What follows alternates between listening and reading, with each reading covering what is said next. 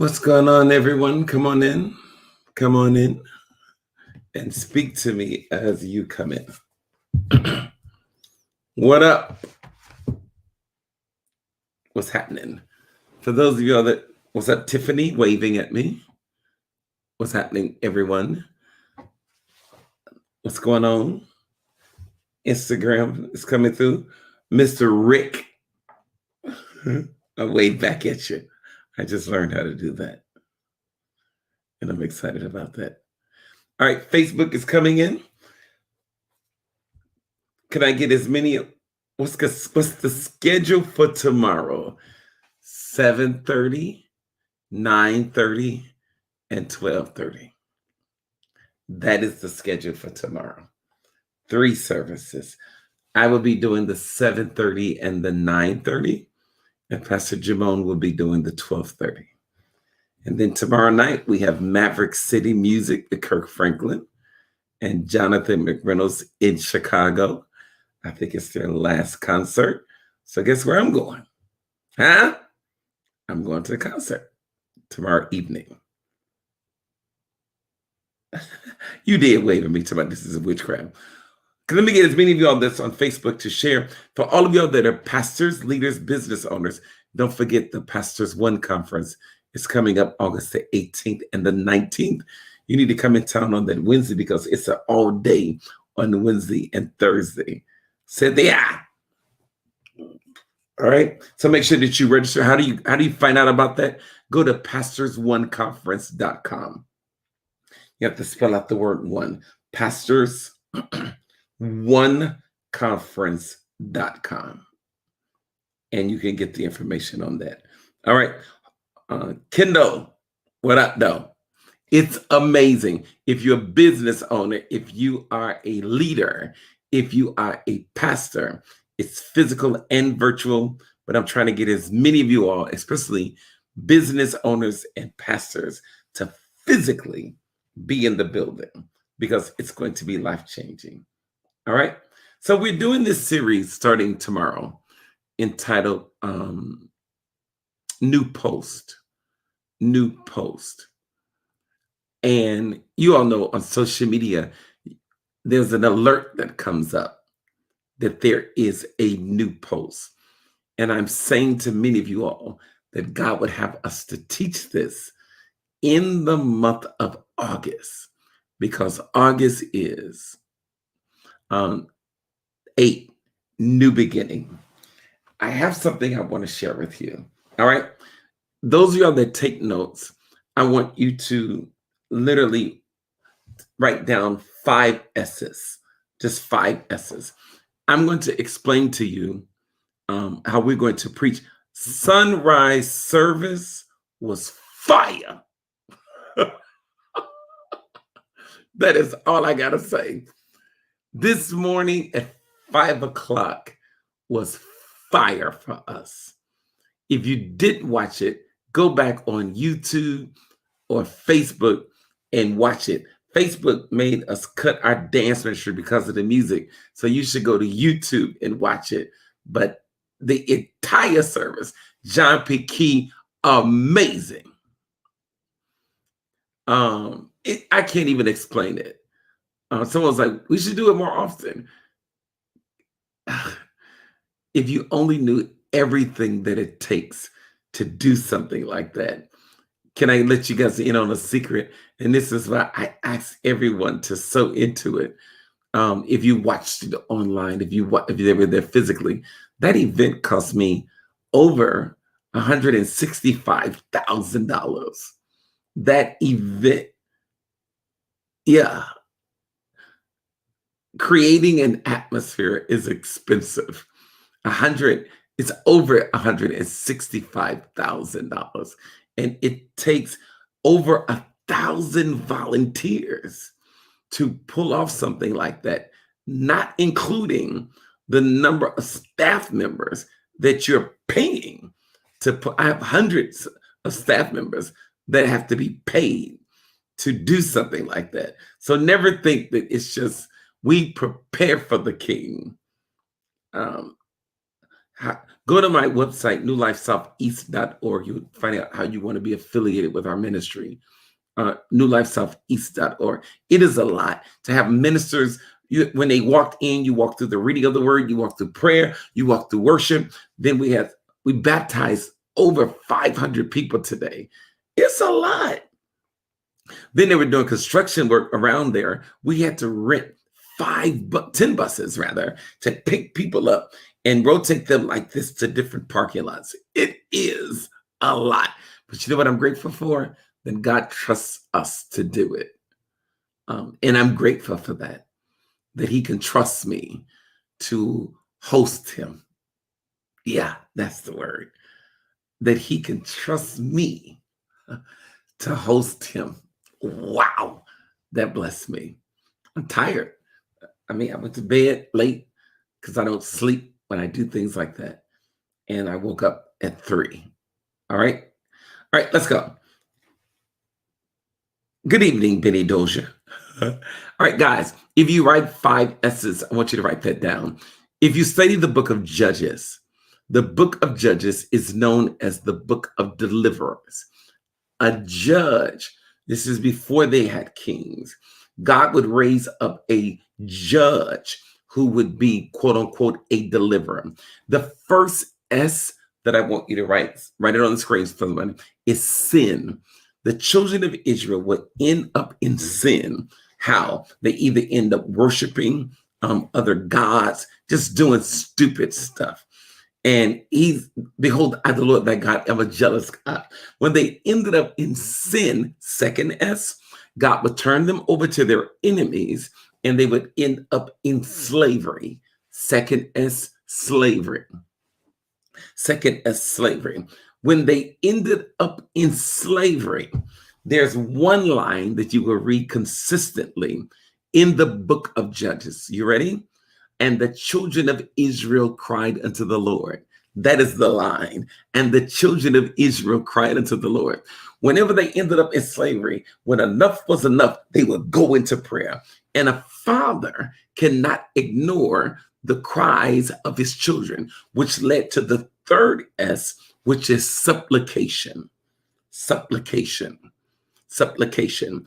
When they would, and the children of Israel cried unto the Lord. When they would offer up their supplication, then God would raise up a deliverer. And we'll get to the fourth S, which is salvation. Salvation. Because then the enemy's hand is broken off of the children of Israel. They have been saved. So the fourth S is salvation. The fifth S is silence. In other words, it's all good. No one's messing with you. No one's bothering you. It's not a season of war. It is silence.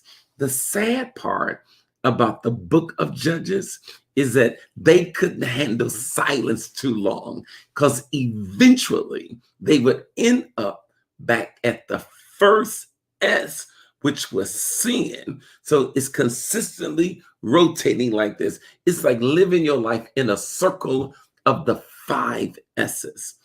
I want to show you something. One of the deliverers that God used to deliver the children of Israel is in Judges 3. Judges 3. You ready? There you go.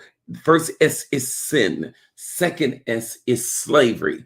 Third S, supplication. Fourth S, salvation. Fifth S, silence. Silence. You ready? In Judges 3, one of the people that God raised up to bring the fourth S of salvation is someone that no one expected, the least expected. What do you mean? In Judges 3:15, it says, again, here's that line again, the children of Israel did what? Cried out to the Lord. And what happened as a result of that? And he gave them look at the Bible, a deliverer. What is his name? Ehud. Ehud. And the children of Israel cried unto the Lord, and he gave them a deliverer. What is his name? Ehud. Then the Bible says something that blows our mind. It emphasized something. A left-handed man. A left-handed man. Why does the Bible find it necessary for us to know that Ehud is left-handed? That Ehud is left-handed. Now you got to get this. So what does the name Ehud mean? You ready? I want to give it to you. His name alone means united and strong. You ready? In biblical times, if you were left-handed, it was looked down upon. If you were left-handed, it was as if you were paralyzed. You were considered to be the handicap. No one expected much to come out of you because they looked down upon you. But he was left-handed, but his mother called him Ehud. So every time she called him, she basically said, strong, come here. United, come here. Oh my God. In spite of his physical condition, God literally picked Ehud to be what? The deliverer. No one expected it to come from Ehud. So I had to zone in on that. How many of us, now this is where I want to go. How many of us cannot believe that God picked us? If I'm talking to you, I need the emoji with your hand up. And I need to make sure that I'm clear about what I say. This is not just for church. I am not just talking to preachers. I am not just talking to evangelists. How many of you all know that God handpicked you in spite of your situation, your condition, your shortcoming, your fault? You're not that smart. You're not, but God picked you. You're not like your family. And the Bible says, you ready? And the children of Israel cried out to the Lord, and what? And he gave them a deliverer, a handicapped man. Shut up.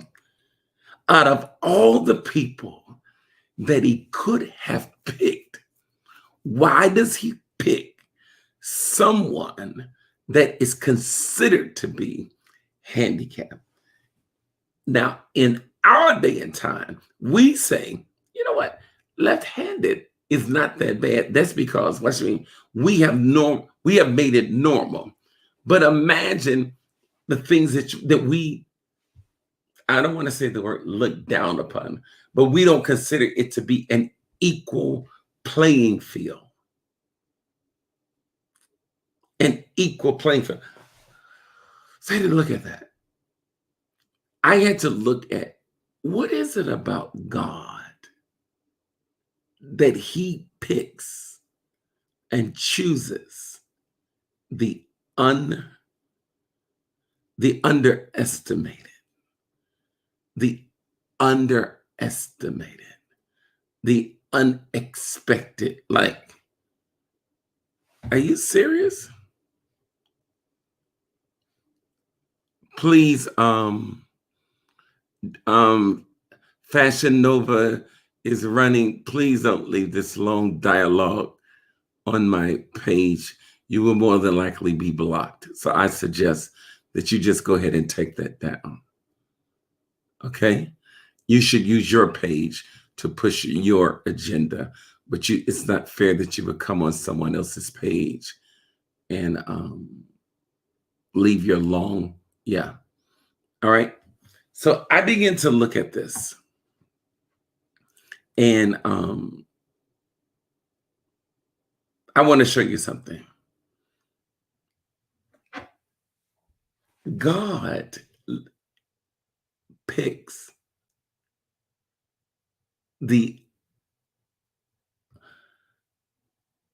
he chooses those who we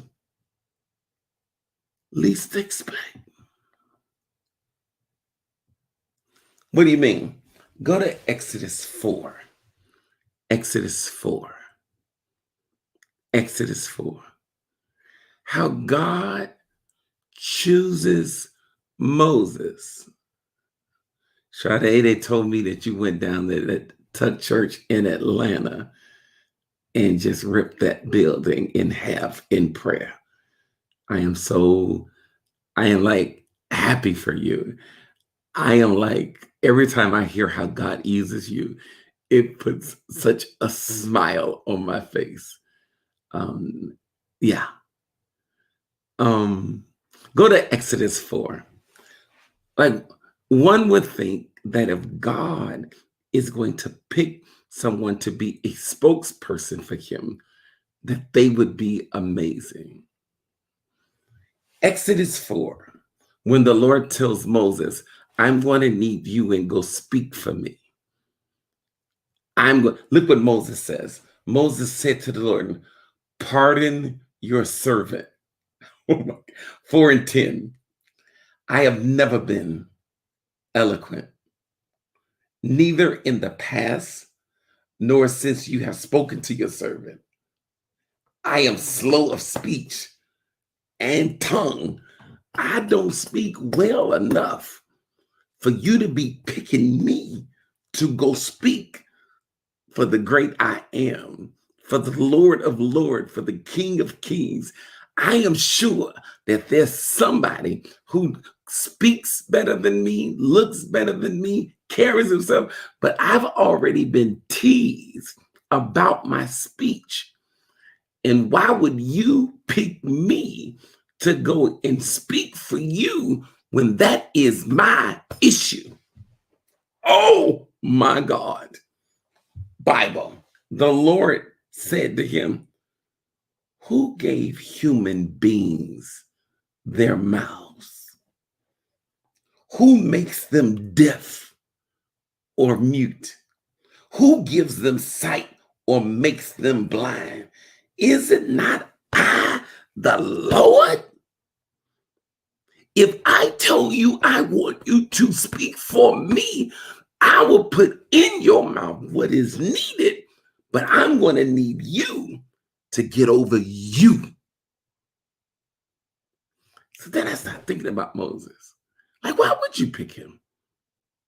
Because it's not just speech is his issue. His age. He's 80. He's 80 years old, and you're about to give him this huge assignment. So he has a speech problem. He's 80. Let's go further. And he's not nice. He's not nice. He's mean. Moses is not nice.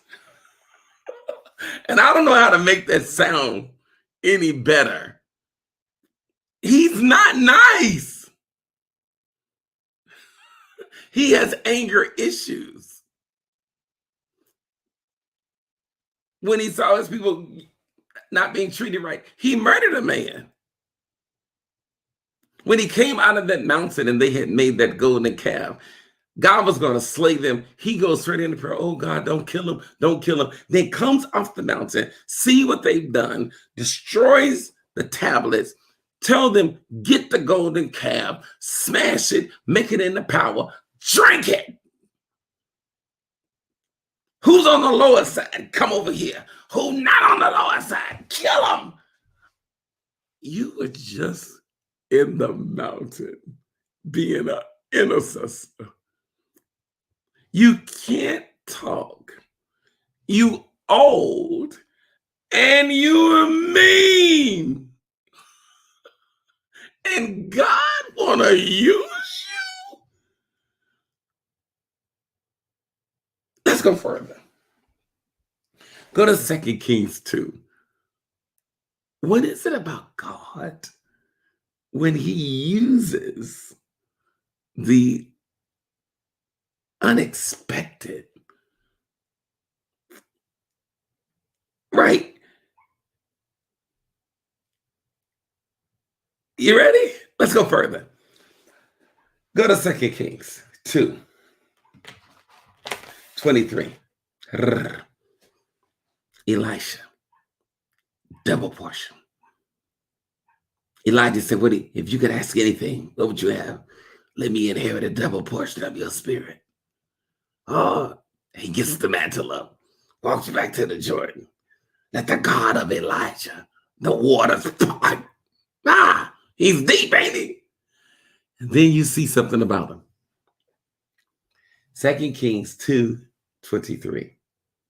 From there, Elisha went up to Bethel. As he was walking along the road, some boys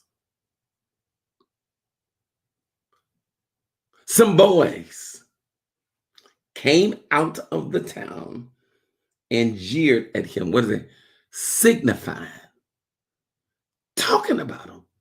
But they hit a sensitive spot.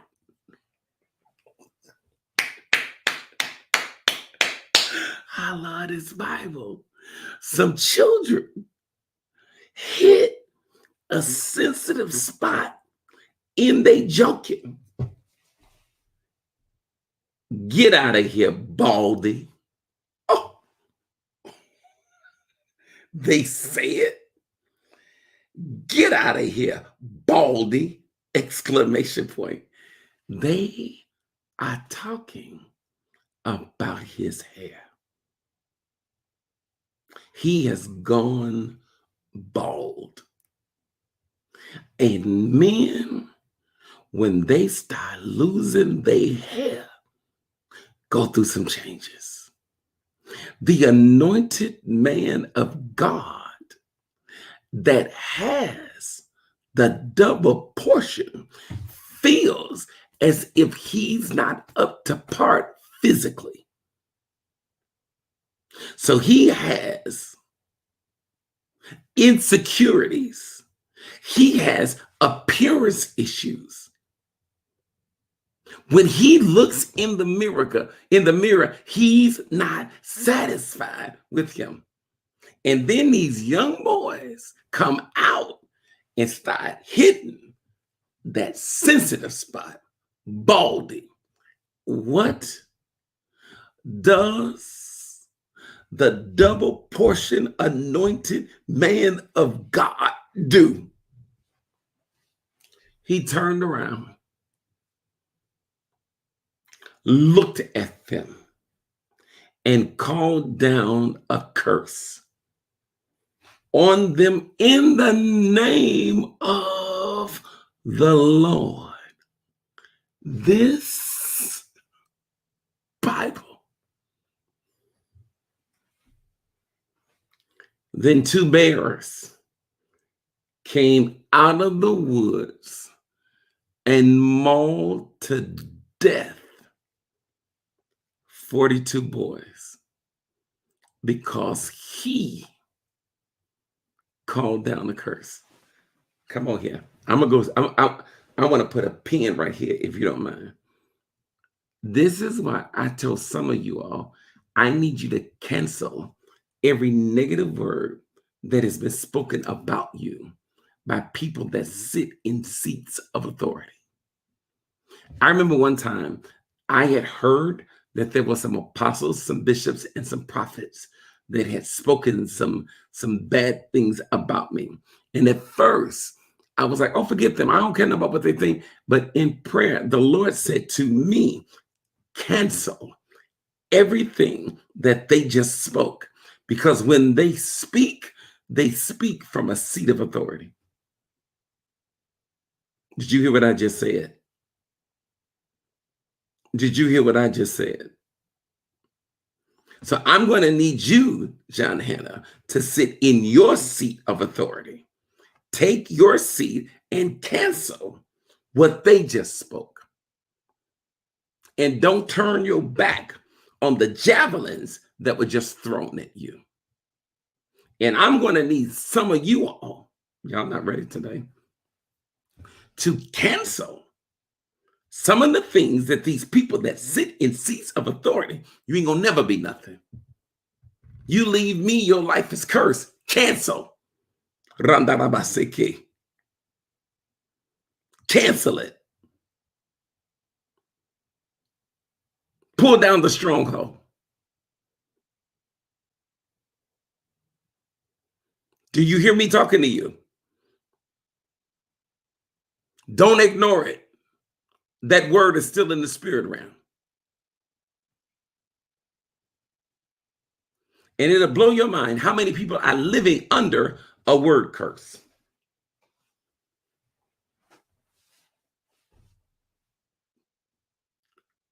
If you know there's some stuff that I'm going to stop right here. You can come back. But in your quiet time, okay, I'm out here now. Like I can hear people who sit in seats of authority speaking damnation on you because you chose to move on. Cancel their words. And do it from a pure place. You ain't got to send it back to them.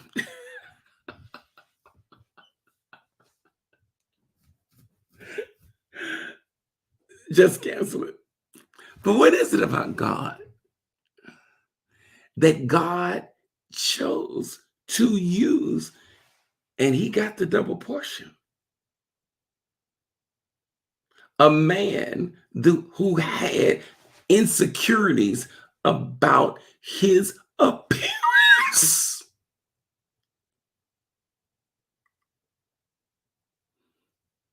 And God uses insecure people. Some of the most anointed people struggle with self-esteem.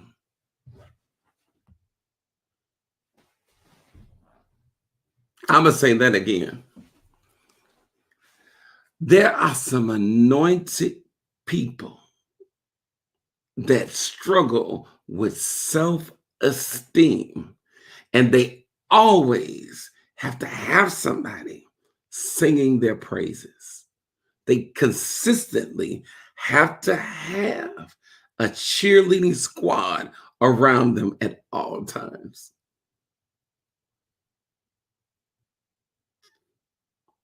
You have to hear me now. Like my prayer life, I pray ahead of stuff.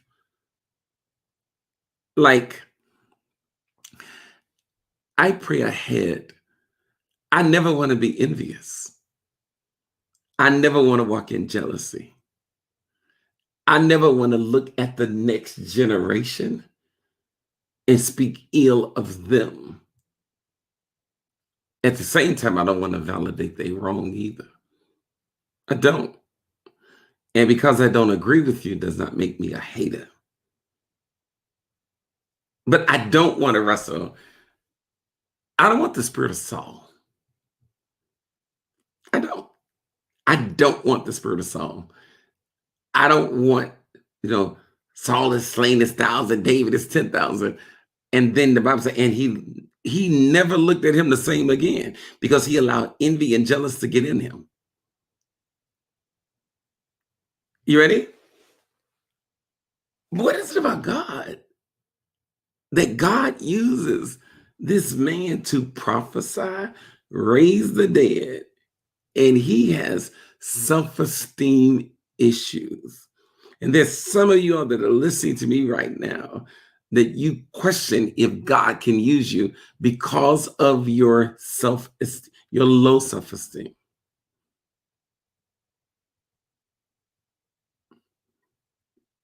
Ready? One more. I'm just like, what is it about God that God would use somebody whose background is looked down upon? Like, ugh. You know what blows my mind? Every time we read the name Rahab, what is the first thing we think? A woman of God? I love me some Latrice Ryan. That's all I got to say. Evangelist, prophetess, Latrice Ryan, preaching, praying machine. I love you, girl. What is it about, like Joshua 6 and 17 says this, Rahab the prostitute. Joshua 6 and 25 says, Rahab the prostitute. James, New Testament, 2 and 25. You know what he says?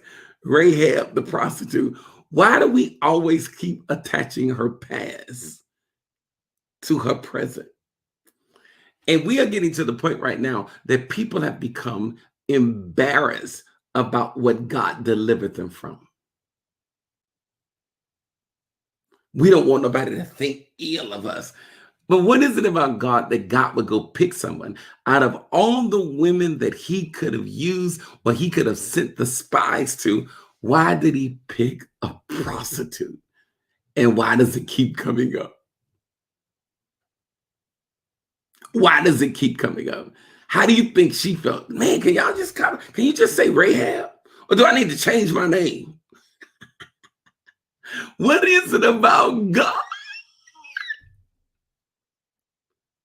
that he handpicks? Ehud, a handicap? You literally are going to use this left-handed person to lead the children of, are you kidding? You mean to tell me you couldn't find a right hand?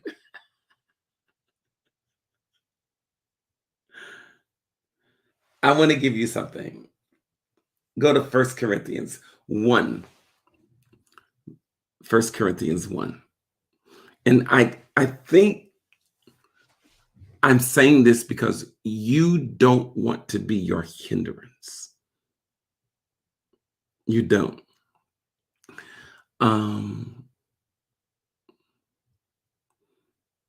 You don't want to be your hindrance.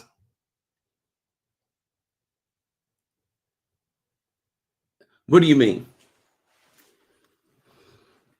The worst thing that you can do is believe the lie.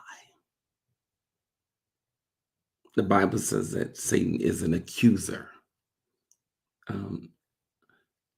If I can get you to listen to me, I should have no self-esteem. I should be out of here. I should have none. I shouldn't. I began to be verbally abused as a child.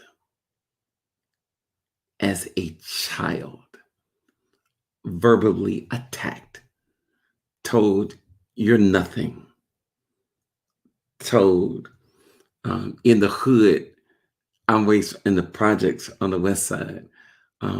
My cousin taught me how to jump double dutch. I was a mama's boy. My father was not in my life. I had my mother's ways.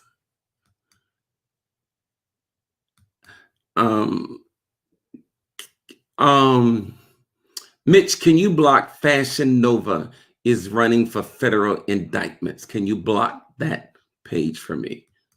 Fashion Nova. Yeah, we're going to block you, boo, because I asked you not to solicit on my page. But you keep coming.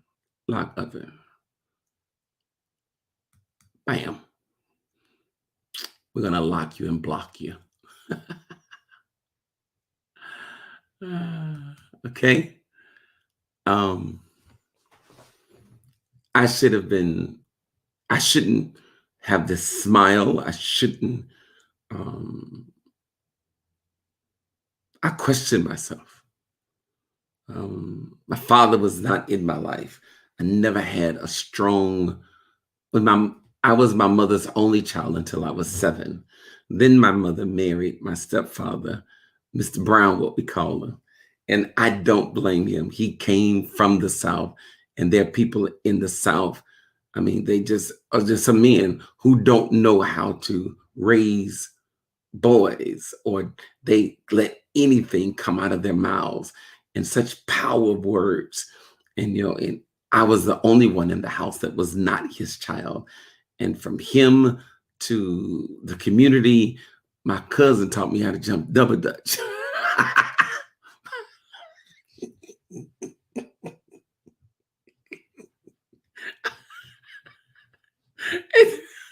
I'm in the projects and I can jump double dutch. This ain't good. This ain't good. Look at me. And I ain't talking about, and I can jump real good too.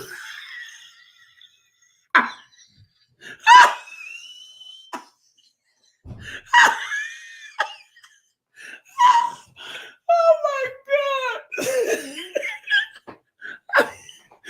Then when the girls come out to play double dutch, who's gonna be your partner? John.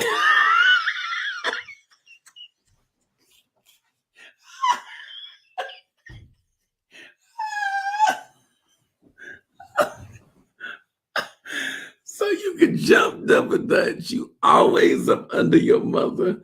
You don't walk with no dip in your step. Can you imagine the names I was called?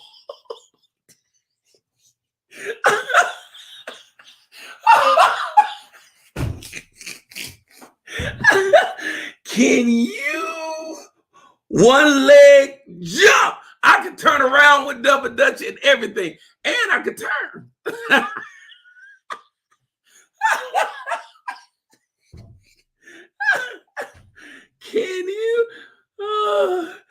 Can you imagine the names I was called? You a punk. You a fag. You a sissy. Every name that you could ever imagine. I ain't never liked men.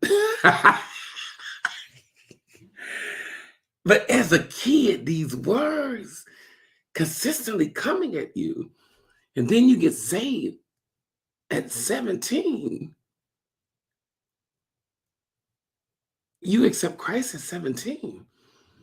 I've done nothing sexually. Nothing. But you got to combat all the words and the names that you've been called. And I can go further. And it's not just the stepfather. It's not just the people in the world. It's also the church. It's also the church. I remember one time, and I was in my 20s serving Pastor Campbell. And I was a virgin. I'm not sexually active. And I'm sitting at the table with all brothers, men, some preachers from out of town and everything. And they asked me, who you screwing? Oh, who am I screwing? I ain't screwing nobody. I'm saved. And to hear, we out here now, the preachers questioned me because I was not sexually active.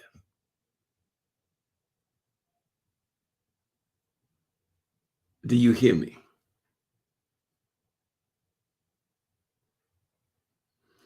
So the verbal abuse continued into the church. It wasn't just the house. It wasn't just the world, but it was also the church.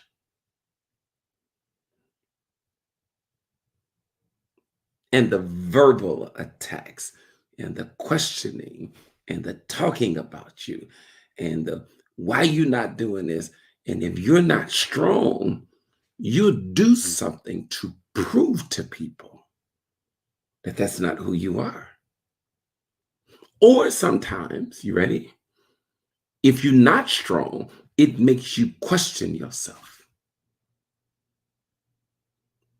You'll live your whole life questioning who you are. But God chooses you to use you. But God chooses you. With all of this verbal abuse and verbal attacks, you want truth? So what it did was it shut me down. It made me pull back and not be fun, not be open, not be loving, not be kind. Don't make any scenes because you don't want nobody to say anything about you. And it begins to cut away at your true personality. Do you hear me? But God chooses you. But God chooses you. Say, okay, get up. I need you to get over everything everybody said. I need you to get over. I need you to get over everybody that verbally abused you. I need you to forget about what everybody called you. I need you. Now, come on, get up. But I just want to stay in the background. No, you're going to stand up front. You're going to stand up front. And I'm going to get the glory out of your life.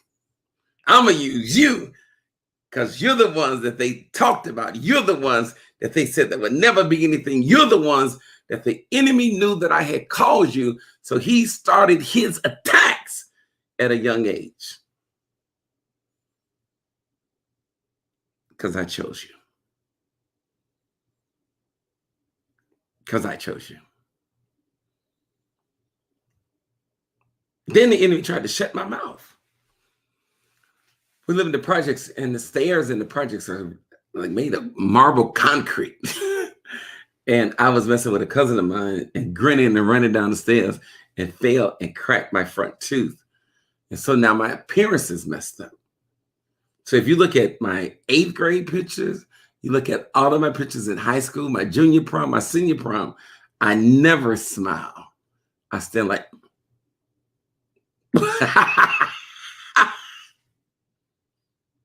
all my pictures are like this. Because he attacked me. I did not get a cap until my sophomore or junior year in college, which means that I went through majority of my grade school, all of my high school, into college with a cracked tooth. Okay, I'm gonna make you laugh right now. So in college, I'm kind of coming out of my personality. I could teach so much on this. Watch this. And I'm in the dorm. Everybody know me as J to B. J to B. That was my nickname in college. J to B. J to B means John the Baptist. I was a religious kid. I was saved in college. Everybody knew me. J to B. J to B. But I was a fun guy. I love to clown, my laughter. I'm coming out of my shell now. And we in the dorm on the floor signifying. And I got this one guy named Mark Greer. I mean, I let him have it about something. He turned and looked at me. He said, "Shut up, J to B. Walking around here with that cracked tooth looking like you done kissed the brick." And the whole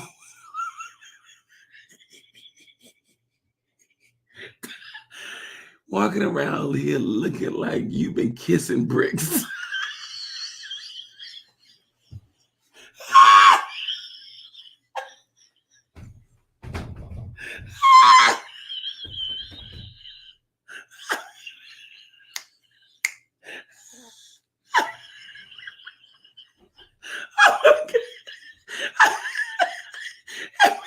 The room went into an explosion. Even I fell out laughing because that one was a good one. Shut up, J to B, walking around here looking like you've been kissing bricks.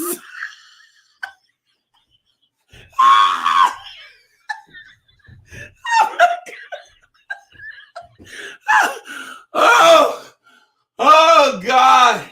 I got hot. Oh God. Oh, that thing hurt me. I called my mama. I said, "Look at here." I said, "Look here.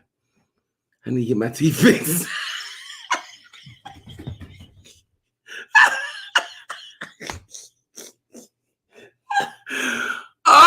Oh, God. Oh, that was funny. I called my mama. I said, look at here.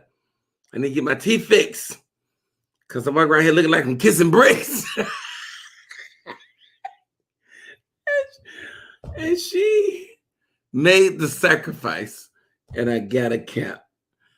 But the enemy was shutting me down. Insecure, verbal abuse, labels, what people think, all of these things that I never saw myself being who he called me to be.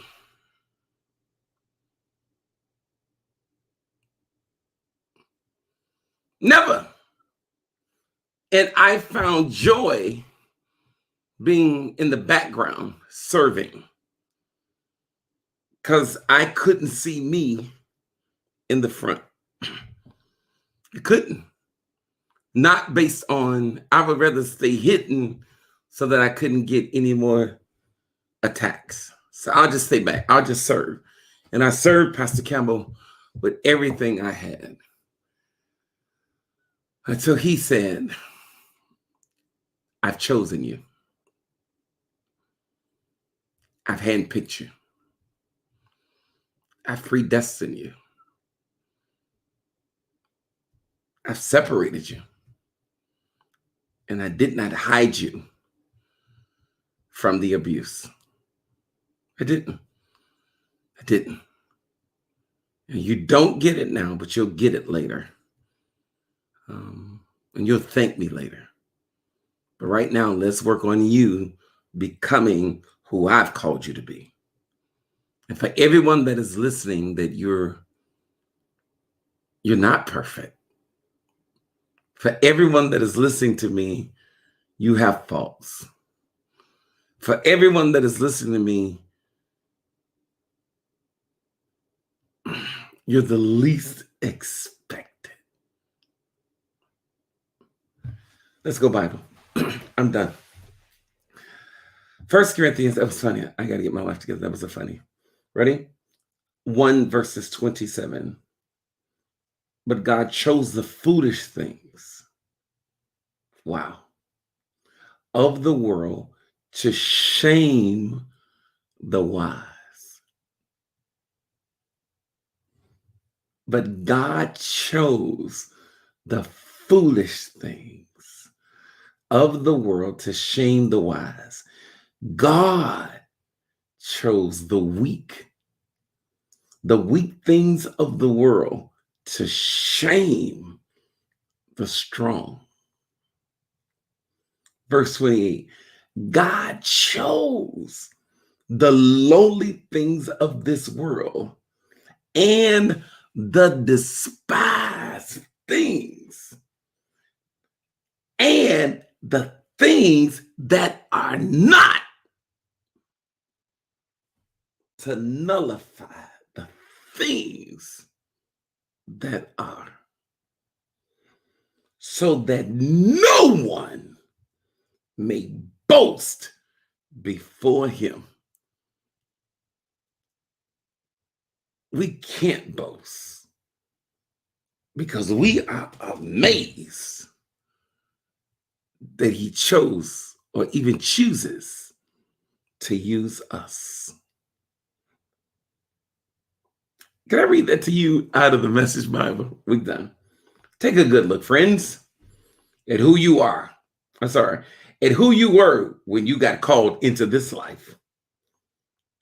I don't see many of the brightest and the best among you.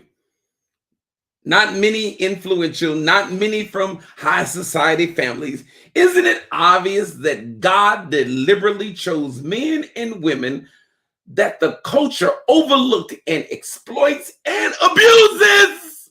Oh my God. The Bible chose the nobodies to expose the hollow potentials of the somebodies. Dang. That makes it quite clear that none of you can get by blowing your own horn before God. Everything that we have, right thinking and right living and clean slate and fresh starts, come from God by way of Jesus Christ. That is why we have the saying, if you're going to blow a horn, blow a trumpet for God. My God. I can't believe you used me either. For those of y'all that know that I am talking to you, can you just type it on the screen? I can't believe it. I can't believe it.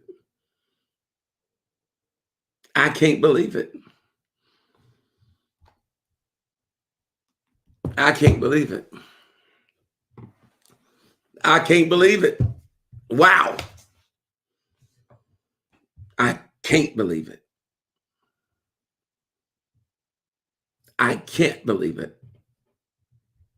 I'm blown away.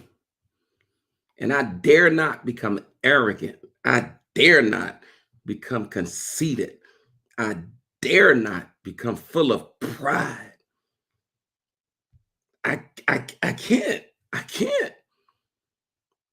I can't. And I am conscious to make sure that he be glorified, because I can't believe it. I am not who they said I was.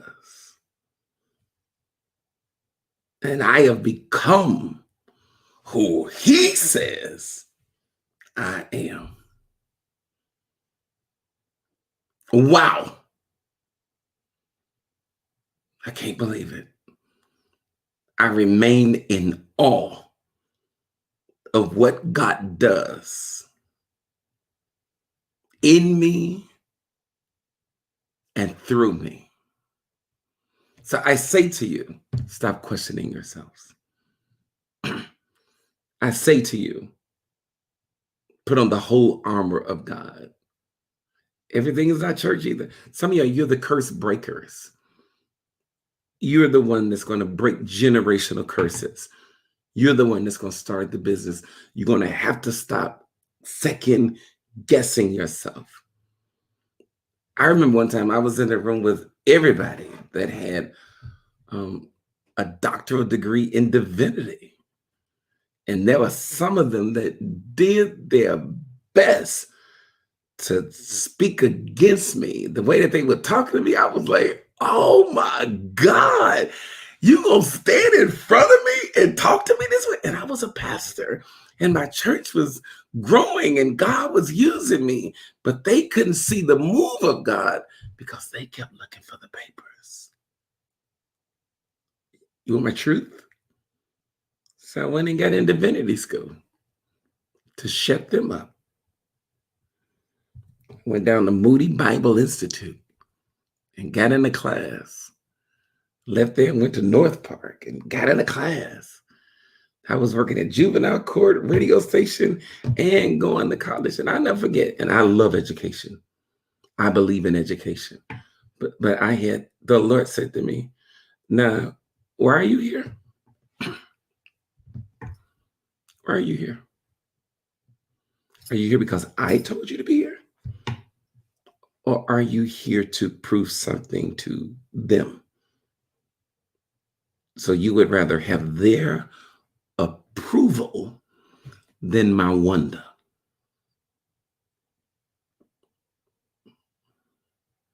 So tell me why you're here. Mess me up. Mess me up. And I can go back now. Watch me, because I don't have to prove nothing to nobody. I can go back because I want to go back. Not because my heart wasn't right sitting in there. My spirit wasn't right sitting. I wasn't there to get an education. I was there to shut these marks up.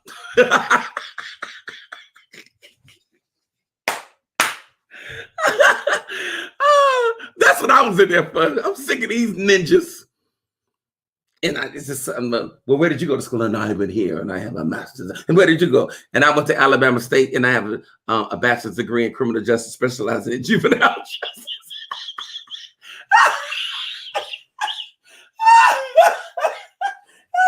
Oh, you have a bachelor's in criminal justice and you're a pastor and you're a pastor. And I'm a pastor. All right, guys. Tomorrow, new post. Old post. I used to worry about what you thought about me. New post. I'm only concerned about fulfilling his will. That's my life. That is my life. And I'm so grateful of the journey that he took me on. I want to say to those of you all in church and in your community that if there's a young boy who's up under his mother and he shows feminine traits, don't you call that boy out his name. Don't you call that boy out his name. As a matter of fact, you be the one to say him. You're a mighty man of God. You're a mighty man of God.